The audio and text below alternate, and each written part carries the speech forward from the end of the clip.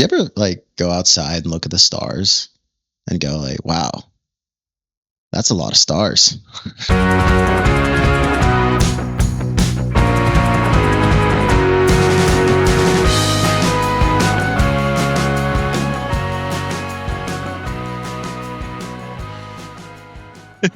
Dude, I was so scared because I thought you were going to say something just off the wall. Like, huh? But, wow, that's a lot of stars.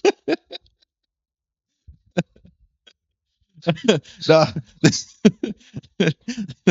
Artemis 2 spaceship just landed. I mean, a couple of weeks, like a week or so ago, for when this is recorded.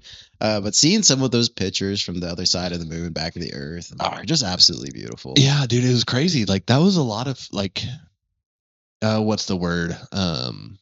Those were a lot of really cool pictures that I don't think anybody is probably ever going to be able to capture again. Well, at least it's the first time we've ever seen them. At least in our lifetime. I mean, who knows what the space exploration program looks like? But right. You ever heard of the astronaut syndrome? No. Are you talking about like bone density? No. Oh, okay. I might be saying the name wrong, but the way that I read it is astronaut syndrome is when these astronauts go out into outer space and they look back at Earth and they see this small blue marble. And to them, it's just this wonderful, wonderful place. And they get this mindset, why are we fighting? Like, they go out there and they see the vast majority of space. I mean, this endless amounts. And they look back and they just see us. And we have so much conflict here. And they're like, why? Right. So it's just like a mindset change of astronauts because they see the whole Earth at once. Yeah. And then they come back to Earth and there's so much conflict. And they're like, wow, crazy. It's like, what's the purpose? Yeah, that's kind of cool. Interesting. Huh. Anyway. Welcome to Loose Pucks and Deep Cuts. Getting a little philosophical with you at the beginning. Bit, I guess. I'm Coy. Wait, huh? I'm Tyler. That's Coy. Hold on. Dude, you just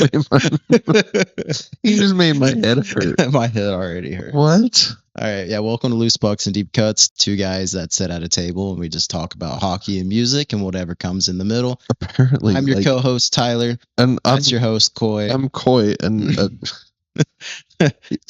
bro, you made my brain hurt just now. I was like, wait, why are you introducing yourself as me? Anyway. Off to a great start, I guess. All right. Last week, we talked about Jamaica. Last week, we talked about your wedding. But you know what we didn't talk about? The jam of the day. We didn't talk about what you're feeling, what you're playing. You're right. We didn't. I mean, we talked about what we were going to use for it last week. Yeah. But that's okay. Because that's already what's your deep cut of the week? Gone. Deep cut of the week. You Can Call Me Al by Paul Simon. All right. Have you ever watched that music video? I have not. It's the funniest thing. We've probably talked about that before. Part of me is remembering asking you that same question, but that's okay.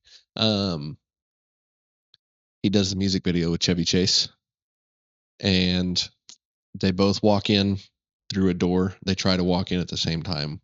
It's really funny, and because Paul Simon, I don't know if you've ever seen what Paul Simon looks like, but Chevy Chase is about as tall as me, maybe a little bit taller, and Paul Simon dwarfs him. It kind of looks like me and Holly standing next to each other. Man, Andre the Giant. Right. It kind of looks like me and Holly standing next to each other. Like Paul Simon is a very short man. So the two guys, they walk into the room, and after they walk into the room, they kind of look at each other. They both try and squeeze in, and then Chevy Chase goes in front, and then Paul Simon comes behind him. They get to their chairs, and then they shake each other's hands. They sit down, and as soon as the music starts, or as soon as the singing starts, you see Paul Simon open his mouth like, and Chevy Chase goes, "A man walks down the street, he says, why am I soft in the middle now? Why am I soft?" And it's the funniest thing because you know it's Paul Simon's voice, but it's Chevy Chase, and it looks like Chevy Chase is singing the whole time, and he's sitting there. he's going all about it. It's like he's telling a story. I mean, he's sitting there, he's got his legs crossed. He's like, "Why am I so?" It's great. It's funny. That's a music video I'm gonna have to watch. And then what's his name? Paul Simon is just sitting there like, really, this dude's stealing my thunder. And every once in a while, he'll get up and go pick up an instrument, and then he'll walk back to his chair and sit down and wait for that cue of that instrument to play. And then as soon as that cue comes up, he's sitting there just without any expression on his face, just tapping on the drums or playing the trumpet or playing the bass or anything. It's really funny. I'll show it to you once this episode's over. Just don't let me forget. I mean, sounds like it has a lot of humor into the video. Oh, it's funny. I It's appreciate great. humor every time. It's awesome. Let's see. We did songs we've been listening to. Let's go ahead and we already did mine. Actually, I've got a couple. Freak on a Leash by Korn. Ooh. Which is a very drastic change in the song, but it's very drastic. But yeah, man, I was working today, and as I was driving from job to job, I was putting on the Spotify DJ, and for whatever reason today, music was just popped in my head. Sometimes I'm like, the shuffle playlist just hits the spot. Boom, and every song came on, and I'm sitting there just. The people who were next to me at stoplights were probably looking at me like going, what is wrong with this dude? Like, what's going on? Just give him one of those. But yeah, no, it was so yeah, Korn, Freak on a Leash, Paul Simons, You Can Call Me Al. There was one other one, Shine Down, which I know, shocking, surprise, Shine Down. Only has a sweater of them, you know. Right, yeah. Sound of Madness. But yeah, those were. We'll do top 3. What are your top 3? So my top 3 right now, my deep cut of the week, my number 1 is going to be "Doing It Right" by Daft Punk. See, you better be careful. You can't. Okay, I got a story to tell you about my stepdad here in a minute about Daft Punk. But go ahead, keep going. I've been kind of in like more of like a little EDMT, electro dance music. Yeah. Or is it disco? Electro disco music. I think it's dance. But yeah, look, I'm listening to "Doing It Right." It's just kind of really upbeat. Like I get my pickup. That's the first song I play. It sets my mood for my whole day. I'm just like, yeah, ooh. You know how I'm dancing my pickup. You know. Yeah. Second one is going to be from the Gorillaz new album. Gorillaz is. I haven't listened to any Gorillaz new album, so I'm a little disappointed in myself. It's different than what you think normally of the Gorillaz. Like it's not going to be like Clint Eastwood or anything like that. Which funny story about the Gorillaz, that lead singer. Do you know he's also the singer for Blur? You know, song number 2. It's the same guy. So much more sense because you can kind of hear that correlation a little bit in his voice. Both. I mean, obviously UK bands because it's like he's a part of them, but you kind of see the similarities. That's cool. See. Man, you just taught me something about music. Good job. But the song I've been listening to is "Orange County." It's got a great little catchy beat to it. And the whole lyrics are very sad. It's about like you losing a loved one and not getting the chance to say goodbye. Like it'll rip your heart out, but then the beat is so catchy. They're just like, I can't be sad right now. So it takes a blissful time and elevates it to a great experience. Okay. Yeah. I'll have to check it out then. Yeah. And then my next one is going to be 21 Pilots. Taking it back to the Blurry Face album. I'm going to go Tearing My Heart. Me and Holly had a discussion about 21 We were at the same concert. Yeah. I remember we were talking 2016. Yeah, we were talking about that. But this very well may be why you brought up 21 Pilots. I think. But Holly was telling me about one of your travel nurse coworkers that apparently, according to Holly, is pretty much like a female version of me. She's a groupie for 21 Pilots. Really? She met her significant other because she was traveling with 21 Pilots, like 5 or 6 concerts in a row. Yeah. And 21 Pilots, I believe, is from like Cleveland, Ohio, and one of the concerts was there. So she went to one of the bridges they filmed a music video at. Oh, cool. And her boyfriend now was there, and that's how they first met. And really? He was also traveling 21 Pilots. So they just had like a whole like 2-week period of spending time together watching concerts. That's awesome. Which I think is a great love story. That is man, and music is glue when it comes to relationships. some of the best love stories you hear about all always start with, so I met this guy at a concert, or I met this guy listening to this song, like, because that song correlates in your brain, and every time you hear that song, it makes you think of that loved one. It makes you like, oh, and it just brings back that memory. Um, I feel like music is one of those things you have to have compatibility with your partner as well. Not I necessarily. mean, your music taste has to be fairly similar because a lot of like the amount of times you spend in the car with your significant other, whether you're just driving to dinner, to road Yeah, trips, you but gotta have some sort of and correlation. yeah, and a lot of times, because when Holly and I first started, we were complete opposites. When we first started dating, we were complete opposites because that was during my massive metalhead phase. I wouldn't listen to anything Heck else yeah. except for metal at all, ever. And she was big into stuff like 21 Pilots, More of like your indie rock, Taylor Swift, the Strokes. yeah, Ooh, she you know was I love into the Strokes. she was into like the lighter hearted stuff, and I'm just into the I'm sitting in the car just listening to hers, just do do do do do do do do do do, and then we switch to mine, and it's just she's like, I'm scared. but we've kind of, I guess, grown together and formed our music tastes together. Like, she has started to like a lot of the stuff that I listen to, and I've started to like a lot of the stuff that she I didn't listened know you were to. a Swiftie. Honestly, you know what, dude? David Draymond said it best. There was a concert, a Disturbed concert, and David Draymond brought up Taylor Swift in one of his pauses in between songs, and somebody booed, and he goes, "Why are you booing?" He goes, in order to for somebody to get on stage and not only play music for you, but to play music that she's written for you, respect, absolute respect. So take your booze and take them somewhere else, because she makes music. She's an impressive artist. And not only that, she's doing it all by herself. So I'm not the biggest fan of her music, but just because it's not my thing. It's her demographic. Right. I mean, she does amazing. She's obviously one hell of a performer. I mean, she sells out stadiums all the way around the world. She sold out in Venezuela. She's Right. sold out in Japan. Everywhere in America, she's sold out. The only reason that I don't listen to a lot of her songs, like the album Red came out when I was in high school, and Yeah. it was a great album that I listened to. But I'm no longer in high school. I'm an adult, and Right. I've been in high school almost 10 years now.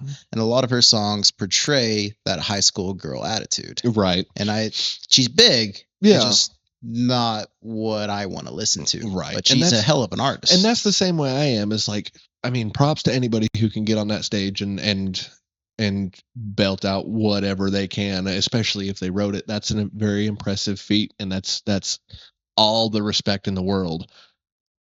It's just not my jam.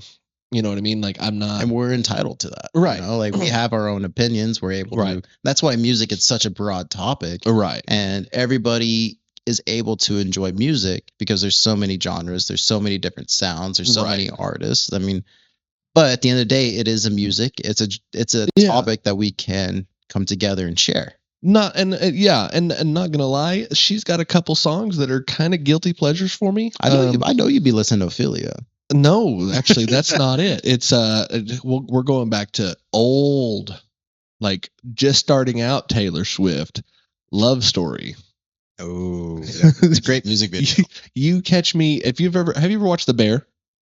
Okay, you remember when Richie is in the car just leaving that restaurant that Carmi sends him to, and he's playing you hear Love Story in the background, and then all of a sudden he drives over a hill real fast, and then Romeo say that.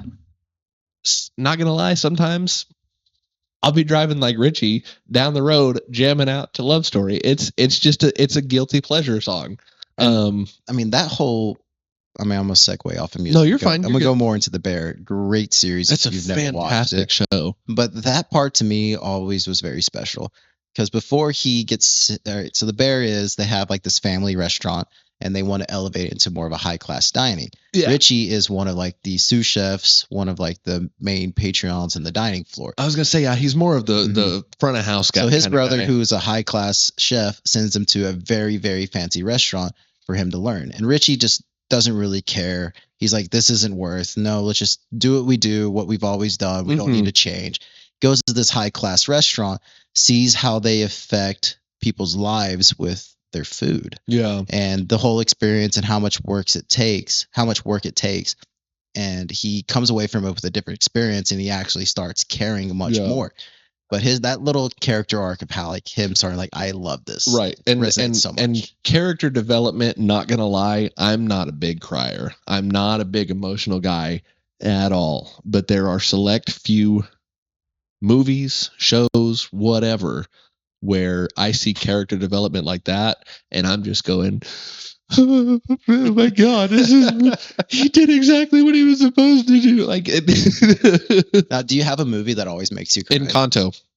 Really? Encanto. And your daughter loves that. That's the only thing that's on. She cry once a day. More than once a day. If I catch that specific scene, have you ever watched the movie? I saw it in theaters. I love it. Lin-Manuel Miranda wrote it. He's fantastic. The doorknob at the very end, when Antonio brings her the doorbell and whispers, "We made it just for you." Oh, dude, I'm bawling. And I found out last night, I was in the shower. Holly was playing the Encanto playlist on her phone, and that song comes on, and when I hear Antonio say, "We made it just for you," I'm in the shower just like, why would you do this to me? Showers mask the tears. Mine is Miracle. Yeah, Miracle's a great movie. Just makes me proud. Cool Runnings is another one for me too.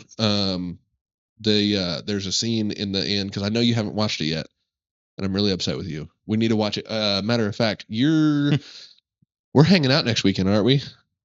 I mean, probably. Okay. Because I know we were talking about doing something with the smoker, but unfortunately, I have a lamb leg that needs cooked. I know. My smoker is incommunicado at the moment. I could stay in the freezer a little bit longer. The stupid thing, the motor broke. The auger? Yeah, the auger motor broke, so I need to get a new auger motor. But anyway, we'll talk about that later. Anyway, there's a scene in Cool Runnings when, because this is Jamaica's first time in the Olympics as winner bobsled team, as bobsled, bobsledders, whatever you want to call them. Their first time, so everybody in the bobsled community at the Olympics are just turning and looking at them like, you don't belong here. They're telling them all, you don't belong here. But especially the guy from Russia, I think, like the main, the driver in Russia, I think he's got that. It's either Russia or Germany, but he's got that super thick, northern Western European accent. Yeah. He's picking on him the whole time. At one point they get in a bar fight. Favorite scene of the movie, by the way. It's really funny because you've got this monstrous Jamaican guy just staring down at him like, no problem, man. Like, I've got a guy. Yeah. But the very end of the movie, because I don't know, have you heard the story of the first run of like the first, not the first, but the first Olympic yeah, they didn't do great series, or like they crashed series, or yeah, they crashed their last run. I think it was a qualifying run, if I remember. No, qualifying run was already done. Anyway, but their last run of the Olympics that year, they crashed and dumped. And the way, if you watch the videos from when it happened, and they did a really good job of reenacting it, but if you watch the videos of the way it happened, they should not be alive. Their necks should have snapped the way their heads were, because their heads were like this up against the wall. The wall's here, and their heads are just doing this, and that was from a slam. So their heads were slammed into this position. They should not be alive. So it's very impressive.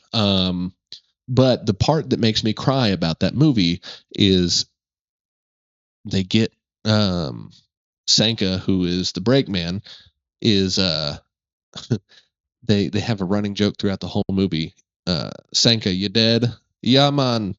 But at the very end, he said the brakeman Sanka says to Doris, you dead? Doris says, no, man, I'm not dead. We have to finish the race. And they crawl out and they turn the sled upright, and all four of them pick it up and walk to the finish line. And Goosebumps. everybody just starts clapping. And once they get through the finish line, the dude that's been picking on him the whole time says, see you in 4 years, yeah? And I was like, oh my God. Because he says it in his Western European accent, and then you just hear, yeah, man, no problem. I'm like, ah. Because it's one of those movies that's like, I feel like I tier more movies that are about like real life events, right. and especially when they include filmings of the event that happened, because most movies that are made are going to be about an event that happened 10, 20, 30, 40 years ago. Right. And when they cross cut footage from the original race, Queen at or Live Aid. yeah, when they cross covers that into the actual film, it just brings a different soul. Yeah, it is. Yeah, and it's one of those. It is really cool because you're like in your head, you're going, that actually happened. Like that's in Just because you're seeing it on screen, you're always used to seeing fiction on screen, and Right. not nonfiction. And But once it clicks in your head that like that actually happened, you realize people can be good. People can band together. Your outlook on life becomes pure again, almost like you're a child again, because you're like, wait, this is completely different than what life was before. Like it is. I know what you're talking about. yeah, sometimes I'll go in a rabbit hole in like World War II documentaries. I mean, the greatest generation to ever live, and I'm always just like just wild about all the things that happened and what these men had to go through. Right. Speaking of generations, Yeah. though, we were talking about best music era to Ooh. grow up in the other day. You know, I would say the best years to be born would be 1974 to 77. Because when you are, I don't know, middle school, you're in the height of the 80s. Right. Like everything, like Led Zeppelin, you've pretty much been, since you've been born, you've been listening to like 70s music. Yeah, you've been listening to Van Halen, like Led Zeppelin, all those great 70s bands. And then you go into the prime in the mid 80s, right in the start of like your middle school. So you're having the great middle school area. In high school, it is heavy 80s. All the things are going crazy. And then in your 90s, like in the 90s, you're becoming an adult and you see like the era of grunge. You got Motley Crue still kicking it into just like great music from there on out. And you're listening to all the stuff that people call dad rock now. Oh, I know. And that's why it's called dad rock, is because they grew up in there. You know what I mean? Yeah. I think born in the 70s, taste of music would be the greatest. And I mean, just life there was so much carefree. Kids could play in the street without having to be watched. You could open a door and be able to be appreciated, and somebody says thank you for it, or somebody hold the door open for you and you say thank you. We'll bone pick right after that. But tell me when you think the greatest generation to grow up in. Honestly, I have to agree with you, just because. Oh, yeah. I mean, yeah. Or could you even say like the 60s? Because then you could experience this band music. But you're able to like actually have money to go see him in concert. I'm trying to remember. I'm pretty sure, unless I'm wrong, and I'm going to look it up just to make When this sure album came out? I'm not wrong. Yes, when not when the album the because this album came out in the 80s. Right. Which, yeah. That's what I'm thinking. Hold on. Coffee Teacher 1982. Hang on just a second. I love technology because I can do this. Okay, let's see. What's the name of that album?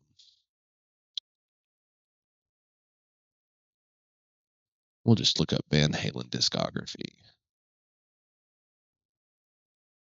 We're getting to it. Yeah, if I could stop poke tapping, whatever you call it. Studio album. Let's see. Fair Warning is the fourth. I bet you I could look it up faster. You probably could. Let's see. 1972 is when they started their first album. Are they going by? But even the Eagles, Eagles, absolutely insane, playing all the greatest music you would ever want to know. I mean, Glenn Fly on the strings. I would think was more like late 70s, early 80s. Right. I mean, they even played way longer. But I was gonna say the album that like resonates the most with me from Van Halen would be more the 1984 album, which of course came out in 1984. That's the one that had a Appetite for Destruction. Yeah. Or Appetite for Destruction. No, that's I was just about to agree with you, like I was. That's listening. Guns N' Roses, another great album. Yeah. Like Jump, Panama, that was all in the 1984 album. Panama. Yeah. But yeah, no, probably because around that time, if you're like you were talking about 73 to 75, around the time they started getting real big, I mean, you're getting into your teenage years. So, well, I mean, if 78 is when their first album was released, and you'd be 3 to 5 years old, but. Well, let's take 1984 and just backtrack from there. So let's say when 1984, when that one of the greatest albums ever released came out from Van Halen, you'd want to be around 17, 18, 19. That's what I was thinking. So yeah. take 84 minus 17, that's going to be 19. I don't know. Let's just say 68, 69. My math sucks. But yeah, that sounds right. So 10. 1984 would be 1970. That'd be 14. You'd be 14-year-old 70. So just take 68, 67, 68, and you're right at the end of your high school years. Yeah. Which is just a great point in your life. And you'd be able to changes. Grow up and get into your formative like adulthood years. Yeah, and then like you hit your adulthood and in your 20s, and then you're hitting more like Motley Crue, I'm not even. I mean, like, I was gonna say Crystal Pistol, but that's a little bit different. But I mean, yeah. I'm trying to think because Queen got into 80s. No, Queen was earlier than that, weren't they? I think Queen was. I mean, they're big in the 80s, yeah. Yeah, I was gonna say Queen was 80s, but probably almost a little bit later into the 90s, I would say. Yeah, probably. Of course, we'd be able to talk a lot more like accurately and correctly if we were born in this era. Right. But I think it's still just special that we were born in the late 1900 or 1990s. My dad's we're still able to talk about this. My dad's gonna listen to this and they're gonna, you stupid. Dude, even my dad's gonna rip me a new one. I wish I know more than the average male. Yeah. Or an average person about these bands, and I want to carry on the history and even the tradition or just like the music. But when it comes down to dates, I didn't live it, so I'm right, and that is really hard to kind of like. But I'm saying it's the greatest time because I wish I lived it. Right, I'm jealous. Everybody who tells me you got this wrong, I'm jealous of you. Right. You got to live it, and I didn't.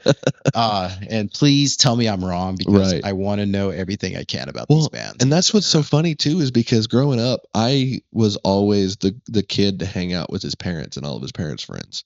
Just because I enjoyed their outlook, because like I enjoyed the way they grew up more than my society or than my generation and how we grew up as a generation. Like, and as a kid, it's almost easier to talk to an adult at that time, right? Because you're like they're so, and probably me too. Like if I talk to a kid, I'd be wanting to share how I grew up. And like I live too. And if a kid wants to talk to me about music that I grew up with, I want to talk about that. I want to share everything that I know, all the bands I listened to, the bands that weren't as mainstream, the bands that kind of slipped through the crack. Let me tell you a little bit about Teo Cruz. His song Dynamite was I don't know if I'd say it like that. But I want to share what I grew up with, and I'd be able to reminisce it with it more. Right. Talk about EDM music. I said EDM music. Hey, Daft Punk, man. Don't get me wrong. Story time. I told you I was going to tell you about that. That's so good. Yeah. So my stepdad despises Daft Punk because he's an instrument guy. So his thing is he doesn't see the skill in pushing buttons. He goes, anybody can push them. button. It doesn't matter. It's look, I can do it too. You see, I can Someone do it who's too. pushing his buttons. Right. Yeah. But yeah, I'm trying to remember when they won Album of the Year. I can't remember. It was an Instant Crush. Was it? Most likely with the album where it's like the half metal helmet. Yes. Yep. Yes. He when they won Album of the Year and they showed up with their masks on and everything. They didn't show their face. He's like, "What is this shit? What did your generation do to us?" I'm like, there's no artist anywhere in there. Right. The guy behind a mask. He's too afraid of his own music. He can't even show his face. Right. And so I always give him a hard time about it. I'm like, hey, you want to listen to some Daft Punk? He's no. Well, last time we went fishing together, he said in the dark. No, don't do that. Despise that song. Hate that song. I don't know why people love that song so much. Sorry to interrupt. No, you're fine. I don't know why people love that song so much. I don't know why that's like a staple in bars, in bars, and it just bothers me because it's stupid. It's just as stupid. You know what? I'm bringing back last week. It's just as stupid as Escape. It's kind of on the same sort of wavelength, 100%. Yeah, it's weird, man. Like it's.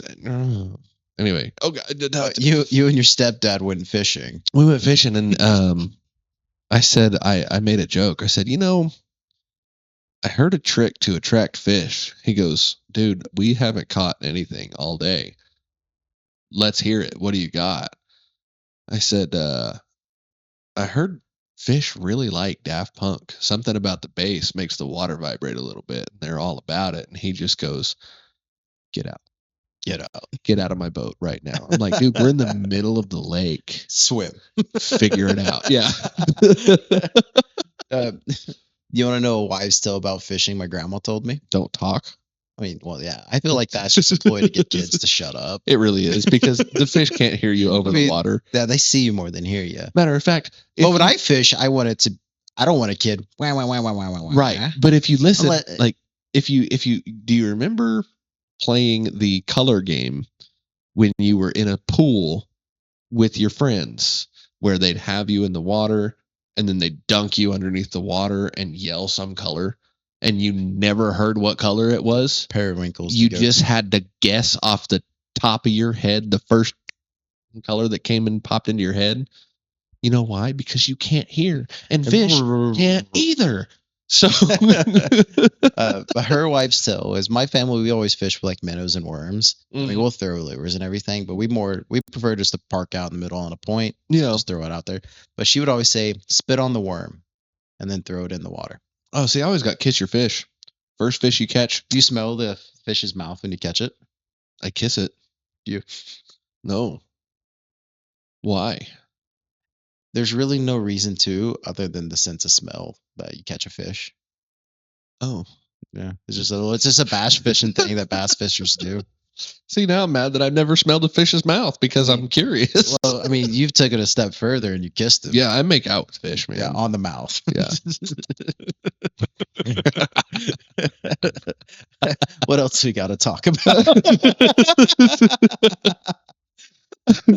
I'd rather not explore that subject.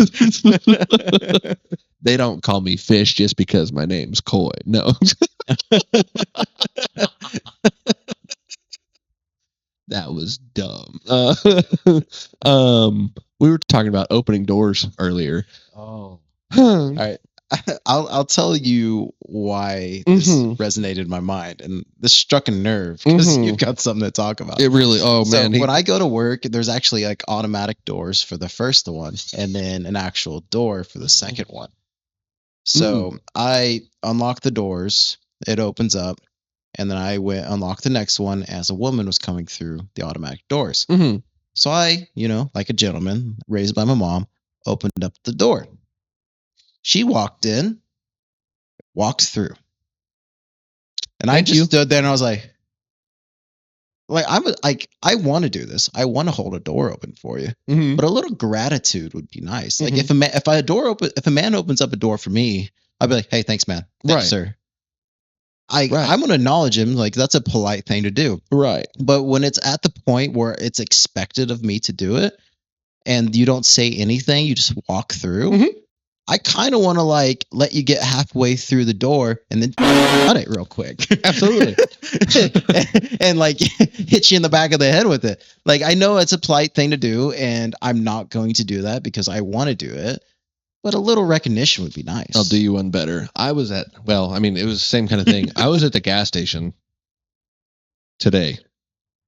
Opened the door and walked in.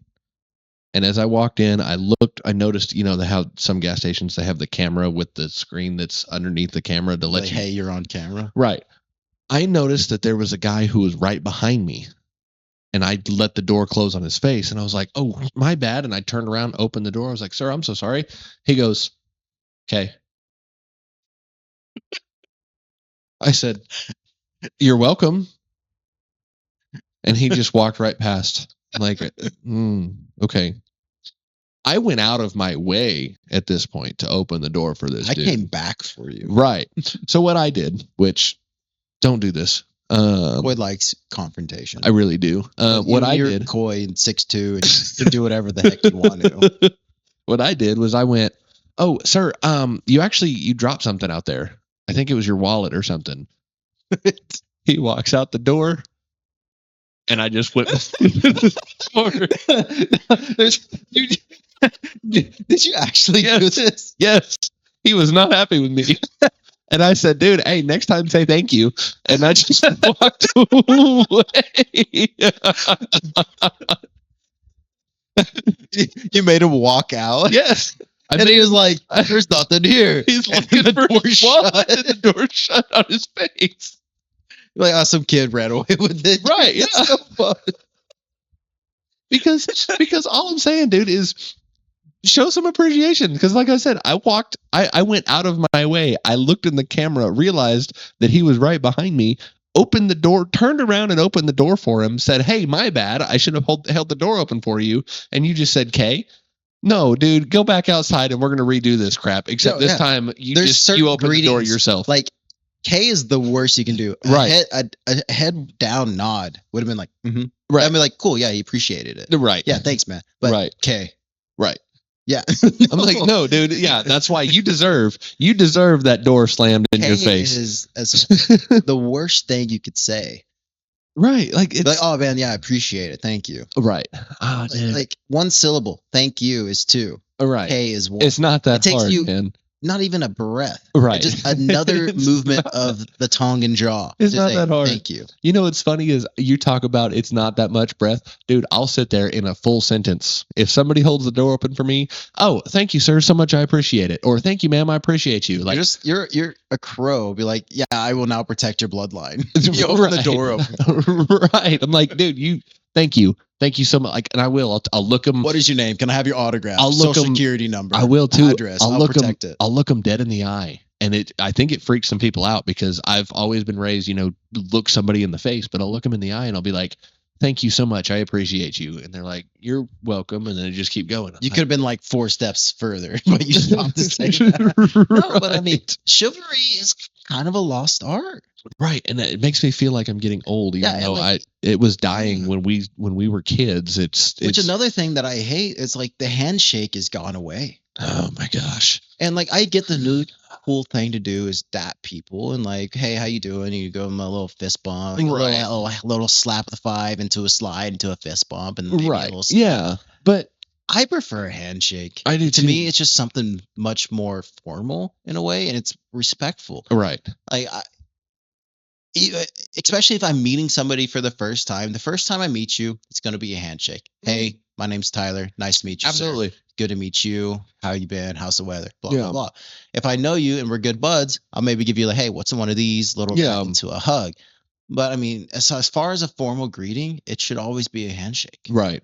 Because like, you're talking about at your wedding again. One of your coworkers, the one that Holly trained that was there.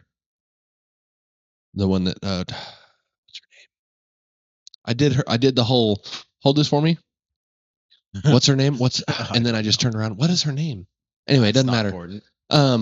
But her boyfriend, I was really shocked because she's like 21, 22, and her boyfriend looks just as old as she is. And I was thinking when Holly introduced me to him that he was going to just stand there and be like, "Hey, what's up?" But no, this dude got up out of his chair, turned around, and shook my hand and I looked like this me guy even dead more. in the face. And I'm like, I really wanted to pick on you. I really, really, really wanted to pick on you. I can't now. But now I like you. Right. Like I can't bother. I can't pick on you and make you. So I feel had small. a traveler nurse the other day who sometimes after shifts the night will go out to have breakfast. Nobody was able to go, but me and him were still going, and he invited his wife who worked in the adult tower. So I went to the little breakfast spot. I was just kind of sitting there alone, drinking me a little coffee, waiting for them to show up so I can order food. Don't lie. There Um, was whiskey in it. Yeah, it was 7:30. That was at 8 o'clock when they started serving alcohol, Oklahoma. Yeah, I forgot about that. But they're from the North Dakota. Um, so they walk in. It's just them. Dawson, the man walks in. He sits down. I stand up. I greet his wife because it's extension of the man that I know, the man that I work with, and I respect her because I respect him. So I stood up, introduced myself. Hey, my name's Tyler. How are you doing? Right. I sat back down. Later, he was talking to me and he's like, she was so surprised that you did that.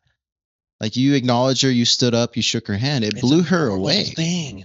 But I think that's just Southern hospitality. Right. Which Southern hospitality is a lost art now. Yeah, dude. I don't know. People are they're veering away from just being nice and just expecting things to. It bothers me so much. I'm like, looking forward to when I travel to the Northeast, just from the natural things that I do. mhm. People are going to assume like, who is this guy? Why is he being so nice? I'm like, just a gentleman. I wish I had a job where I could wear a suit.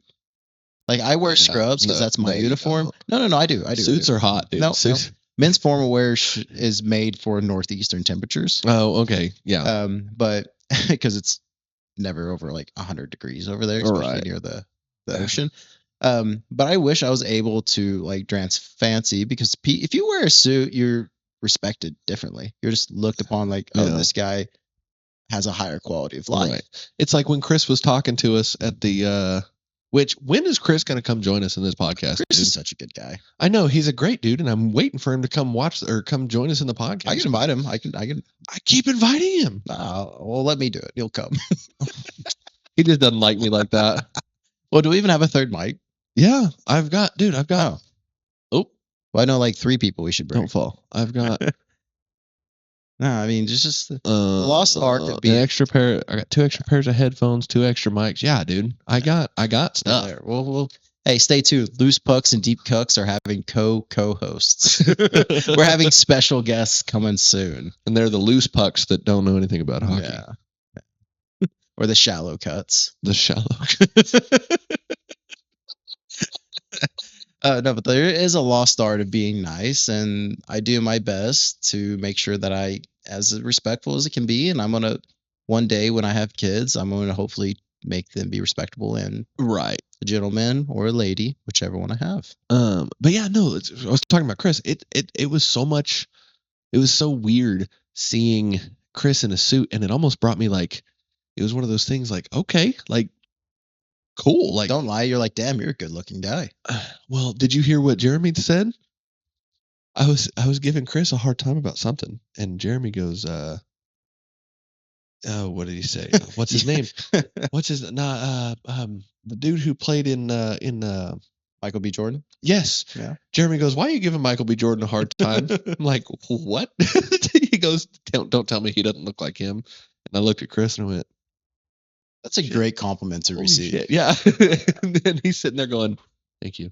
Thank you so much. He's sitting there. Yeah. Most polite Christian man you'll ever meet. And he's cool. Proud to call him a fan. He's cool. And he's probably going to watch this. And I'm telling you right now, sir, I'm going to be very upset if you don't ever come and record with us because we would love to have you, even though you hate me.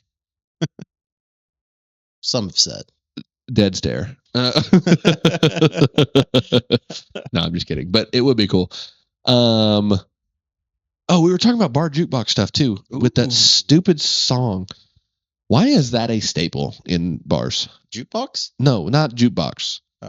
Pina colada? Escape? No, the other one that I hated that I said was just as stupid as Escape.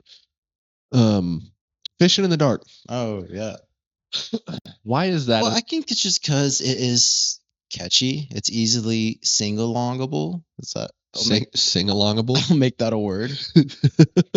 No, but it's something that everybody knows that chorus and then nothing else. And it's also kind of a funny play because it's like, yeah, I don't know, I guess, do I want to say like a sexual sort of like event that it's portraying in a non-sexual way? Yeah, I mean, so I think people feel kind of dirty when they sing it. And they're like, haha. That's just like, but we're also in Oklahoma. It wasn't me. Yeah, but country is kind of more prevalent in this area, especially with the greats that we've had here. I mean, Toby Keith, Garth Brooks, a bunch of legends have come through this sort of metropolitan area that we live in. Right. And I think that's why here it resonates so much. Right. But there's different bars that you go to. But even still, man, if you, it doesn't matter what bar you go to, there's always the same staples. Like, matter of fact, talking about staples, Chris Stapleton. Tennessee Whiskey by Chris Stapleton. That song, if you go, these are also karaoke songs, you're saying. That's yeah, and doing that forever kind of brought it down for me a lot. But as in a bar scene, you want songs that people will sing to help boost the atmosphere. It's so funny you say that because I always used to do a party game when we did karaoke.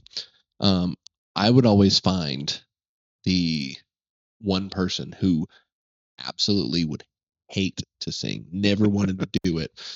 They wanted nothing to do with singing. They didn't want anything to do with karaoke. And I'm like, I'll tell you what, I'll buy you a shot if you do a song, and I'll sweeten the pot for you. All you got to do is say one word 3 times. Don't no. Hold on. No, it's tequila. It is tequila. No, get out of here. It is tequila. You hate that song to be karaoke. But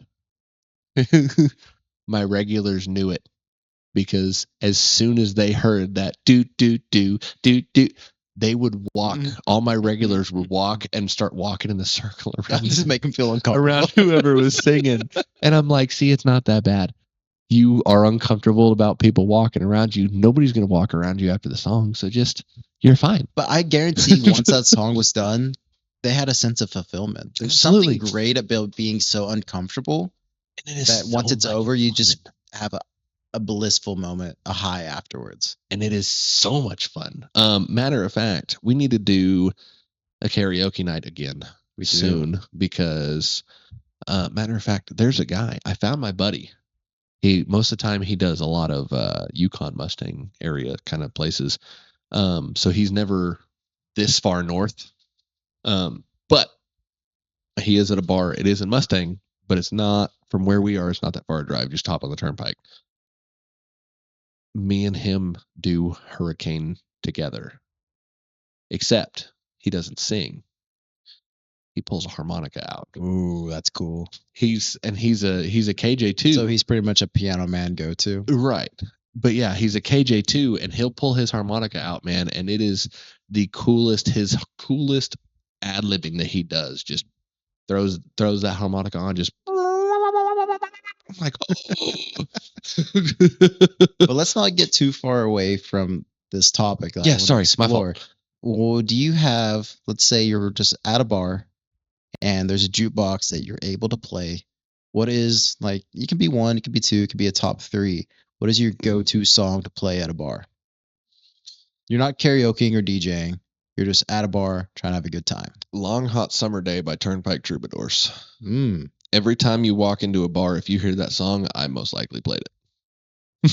It's good. Every time. It's a good song to have a beer to. 100%.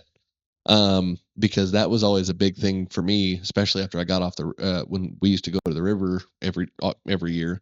When I got off out of the river, or when I got done at the river that next week, that's the first song I would start with because it's got a great intro where it's a long enough intro Especially where I on a can Friday evening or a Saturday morning. right where I can it's a long enough intro where I can play it a couple times to where it sounds like it's all just one long intro, and then I can do my all right, ladies and gentlemen, this is karaoke night here at blah blah blah. I'm your host Coy, stuff like that. And it was, and then as soon as I get done, well, I'm gonna take off some of these empties, Lord. And it's just cool. So that was always Yeah. my kind of go-to. Um After, and then once I stopped on the river, or stopped being in the river as much, as it was Jump Around by House of Pain. Because that That was kind of just gets the people going. right, because that I didn't even need to repeat. It just gave me the long enough intro, because I started with bam, and then I'd turn the music down a little bit, and you could still hear it in the background, and I'd do the same thing. All right, ladies and gentlemen, this is karaoke night here at blah blah blah. I'm your host, because it gave me a long enough, and then by the time I got done with that intro, turn music back up, and all you hear is pack it up, pack it in, let me, and I'm like, this is cool. This is because you find those perfect, especially doing Just that. enough time for you to Yeah, have a little you intro. find those songs doing that as long as I have. It kind of becomes a staple. So as soon as you walk into a bar, it's like I have to hear that song, because it just that's the bar that, or that's the song that reminds me of, or that's the song that puts me in that good happy mood. But yeah, just probably those two. My number one when I go to a bar, I play Night Moves. Is it Bob I Seger and the love Silver Bullet Night Band? Moves. I love that song. Mm. Working on the night I feel like that's moves. just a kind of a groovy tune. You can Trying have to you can have a catch beer, you me can have cocktail, you can do whatever you driving want to that one. notes. Number two, I'm gonna have to say "Sweet Child of Mine" by Guns N' Roses. Everybody knows it. Everybody loves the intro, and it just kind of sets a moment. Oh yeah, that is a good. I'd like those too. And then my number three, "Staying Alive" by the Bee Gees. Dude, that is such a cool song. But it's one of those, because I always talk about how music brings memories to me. That's one of those songs that reminds me of a company Christmas party with an old coworker of mine, and this dude has the deepest voice, and he was to very to himself, very um isolated almost. At least that's just how his vibe came across, and he was more of a, I could see him doing like Garth, or not Garth Brooks, uh George Strait. I Mm. could see him doing George Strait songs, but that's about it. I got this dude to sing "Staying Alive," and it was the funniest thing in the world, because this super low was He has to go. super happy, and it was awesome. It was so much fun to watch. It was super cool. It's just a groovy tune. Yeah, Everybody's gonna sway a hip or two, right. You have to. Yeah, I mean it's in the rule book. Right. Yeah, Like you look at the barkeep's manual, the black book. If "Staying Alive" plays, dance. right.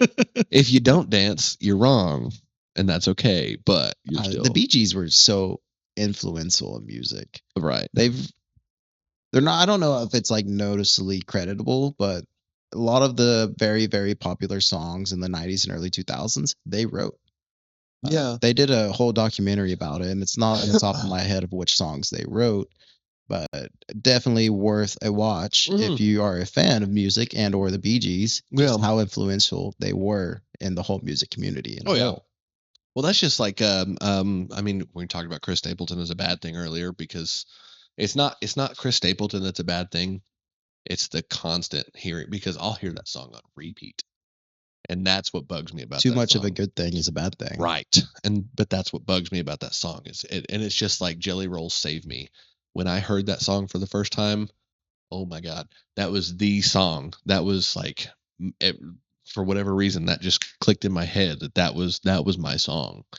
And then everybody just, oh, this is my song. I gotta play it. I gotta play it. I gotta play it. And I'm like, no longer my song.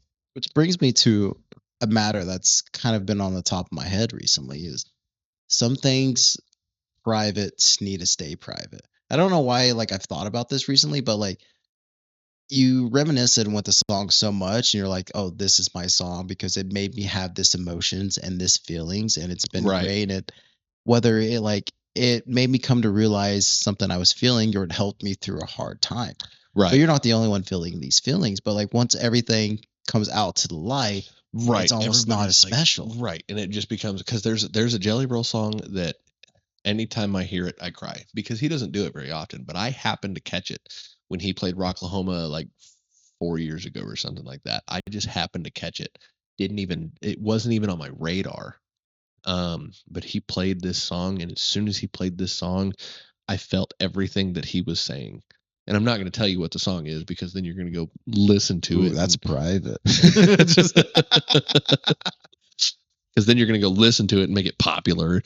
Just kidding. I'll tell you what it is. It's Smoking Section. If you've never heard it, Mhm. it's a great song. Because it's talking about his friend passed away, and he wishes that heaven had a smoking section so he could sit and smoke with his friend again. And that just for some reason that hit hard for me because I've had a lot of different friends do some things that they shouldn't have done. Anyway, we'll not. I don't want to do that. We'll talk about pick something else. We're not ready for that one. No, yet. not ready for that at all. Let's see. Sorry, that kind of threw me for a second. When is the baseball game? So My fault. no, you're fine. So the baseball game that we are attempting this is going to be on April 21st. Whether that is before this releases or after this releases, you're going to hear about it because I'm going to take over the Facebook page and be updating everybody live. I attempt the 9, 9, and 9 challenge. So here in Oklahoma, we Nice. have the AAA affiliated of the Los Angeles Dodgers called the Oklahoma City Comets, named after Mickey Mantle himself, the Crimson Comet. Um, and on Tuesdays, they have $2 beers. The perfect day to do this challenge. But with being words, with it being $2 Tuesday, it's only 12-ounce beers. I'm not getting a full 16-ounce pint. Right. So I have a little bit Got a little easier bit of odds. there. Yeah. Hot dogs are still there. But what the 9, 9, and 9 challenge is it's 9 hot dogs, 9 beers, and 9 innings. The caveat is you can only have 1 beer and 1 hot dog per 1 inning. Dude, I would hate my life. I'm going to do it. I'm going to accomplish this feat. You do that. I'm going to watch you do that. Yeah. So is everybody on Facebook because it's going to happen. And I am standing by it. I really think I can do it. One, I can eat a ton if I really wanted to. Yeah. People are going to think I edited it out. No, I did not edit it. I'm trying to watch my language. He just did that perfectly. We're rated PG. These hands are rated E for everyone. But hot dogs, I think, are going to be the hardest challenge. Yeah, I think so too. Because that's a lot of just. I mean, it's 9 beers, 12 ounces. 9 times 12 is what, 108. So you're 20 ounces shy of a gallon, but it's over a 2.5 hour period. That's a lot, dude. I mean, I'm going to be having to squeeze the lemon every once in a while. Yeah. But I feel like the hot dogs, I think I can. I think I can do this. Okay. Well, I'm see. 60% confident. 60%, which makes me think I can do this. Yeah. I've never done a food challenge. I've always wanted to. Dude, there's a couple here I want to do. Food challenges make me so nervous because I feel like I'm just going to puke all over everybody. They say one of the best food challenges per taste is at Kendall's, which is in Noble, Oklahoma, just south of Norman. It is a chicken fried steak challenge. You got to eat 3 1-pound chicken fries, 2 servings of mash, 2 servings of green beans, I'm good, 2 cinnamon rolls, and maybe Have you seen their cinnamon rolls? I have not. I've never been there yet. I don't. Apparently, it's the best chicken fry in the state, and I want to go to it. I wouldn't go that far, but I do believe you. But I wouldn't. I don't think I can do that one. I don't think I can do that challenge. I do believe I can do 9, 9, and 9. Well, we're gonna see. Yeah. Actually, what's funny is this is gonna get posted the week, or so this is gonna get posted because we do record ahead of of schedule to. because we have to. Because with his busy schedule Sporadic on night schedule. shifts, and it's super sporadic. And then my wife has to watch our daughter when we're doing this because interruptions, stuff like that. So we have to make it to where schedules meet. So we have to get a couple of these done in the times that we're here. But still, we try and make it to where it's flows as if it's the week of. So we'll say like a week ago we talked about this, but we talked about it 2 hours ago. Right, yeah. But what's funny is this is going to get posted like 5 days after, so they're going to see. So they're going to see me attempt this challenge. You know and then hear Can we about make it. a Facebook group? Hey, everybody, stay tuned. May 21st. We're Tyler is attempting the 999 challenge. I'll post, that we'll do something. But you could even do a Facebook Live. I will chow a hot dog in front of a live audience of 4. Let's do it. We'll do 9 different live videos or 9 I've been different telling reels. everybody I work with, everybody I know to show up. I'm making this an event. And you know what's great? I also want to do this. Cinco de Mayo, May 5th. Do you know who's coming to the Bricktown Ballpark? The one, the only, the greatest competitive eater of all time. Joey the Jaws Chestnut is coming to eat hot dogs in preparation for July 4th event on Cinco de Mayo at Bricktown Ballpark. Cool. Which is one of those things we've talked about. It's not necessarily my interest, but I can say I've done it. Right. I've seen him. Speaking of that, can we do a Loose Bucks and Deep Cucks meetup? That'd be cool. That'd Joey be cool. Chestnut. I wonder how many people would show, but if you show, then we'll figure something out and we'll talk on it. And the guy yelling at Joey Chestnut, shove that meat in your mouth. But speaking of things that we get to do, which I'm super excited about, and I know you're super excited about, we were talking about in the couple different openings about Banana Ball, and then we talked about the Olympics a little bit. We get to do both. Ooh, dude, I'm so excited because we got tickets for the Olympics. We got tickets for one of the games, one of the softball games, and then you got tickets from one of the. In order to get tickets to an event like this, especially since they're high sought out after, you have to join on an email list to get a raffle. So we both did one for the Olympics, which is living in the county of an Olympic event, being women's softball. Yeah. We get kind of a first draw lottery ticket. Right. And then also for the Savannah Bananas, we have to do a raffle as well. So we both did it. Yeah. And we each got one of them. Yeah. Boy was able to get the Olympics, and I was able to get to Banana Ball. I Yeah. didn't get the Olympics, unfortunately, but he didn't get the Banana Ball. Yeah. But thankfully, he's a good bud. It and we worked could out buy perfect. 4 tickets. So Yeah. now we both get to celebrate. Now we both get to watch both, and I haven't paid you back. I need to pay you back. I ain't worried about it yet. I'll make sure I pay you back. I promise. What's important is that we get to go and we get to I know, experience dude. that. That's going to be such a cool show. Both of them. I mean, both of them are going to be really cool. My biggest thing, because don't get me wrong, Banana Ball's super cool. Olympics. But the Olympics. Which we're not even guaranteed to watch America play. Right. So we buy a certain game number ticket. So like game 12, game 14, game 10. Yeah. You buy a game ticket to go watch it.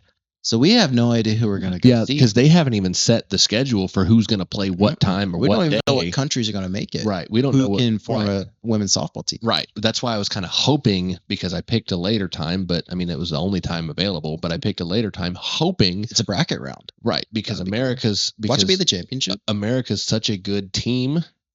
I'm hoping supporters. that they're going to be in that later game. So let's put a little hypothetical out there. As far as a country, not naming United States of America, who would you love to watch play more as who would you love as a fan base to be a part of? Softball?